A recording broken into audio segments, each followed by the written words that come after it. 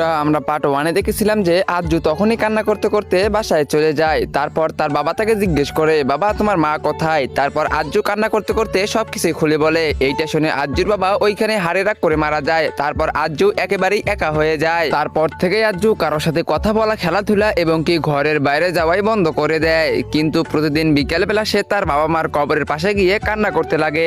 দেখতে দেখতে 20টা বছর কেটে যায়। ছোট্ট আজ্জু অনেক বেশি বড় হয়ে যায় আর আজ্জু ভাই হয়ে যায়। তার লক্ষ্য শুধু একটাই, বদলা।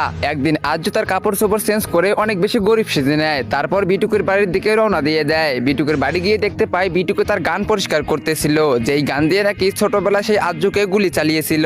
তারপর আজ্জু অনেক বেশি কান্না করতে করতে বিটুকে পায়ের লোটে পড়ে আর বলে, মালিক আমি অনেক বেশি গরিব, আমাকে একটা কাজ দাও। তারপর তাকে দেখে বিটুকে বলে, আচ্ছা ঠিক আছে, আজকে থেকে তুই আমার রান্না বান্নার কাজ করবি। তারপর থেকে আজ্জু বিটুকের জন্য খাবার বানাতে শুরু করে আর দিন শেষে তার পায়ের সামনে গিয়ে শ্রদ্ধা করে। তারপর আজ্জু বলে, এবার এসেছে আমার বদলার সময়। তখনই সে একটি ঘরে যায় আর দেখতে পায় বিটুকের সেই বড় মেশিন গান। তারপর সে সেই মেশিন গান দিয়ে সেই ঘরে আগুন লাগিয়ে দেয় আর ভিতরে বিটুকে অনেক জোরে চিৎকার করতে শুরু করে। তারপর সেই চিৎকার শুনে আজ্জু ভাই সেই ঘরের ভিতরে প্রবেশ করে আর বিটুকে বলতে লাগে, এখন কেমন লাগে? একদিন আমিও তোমার কাছে এরকম করে চিৎকার করেছিলাম, তারপর তুই আমাকে অসহায় পেয়ে আমার মাকে মেরে ফেলেছিস। তারপর বিটুকে তাকে চিনতে পেয়ে তার কাছে ক্ষমা চাইতে থাকে। তারপর আজ্জু ভাই বলে, এখন কোনো ক্ষমা চেয়ে লাভ নাই, এখন তুই মরবি, তোর মরার সময়। তারপর বিটুকে মারা যায়।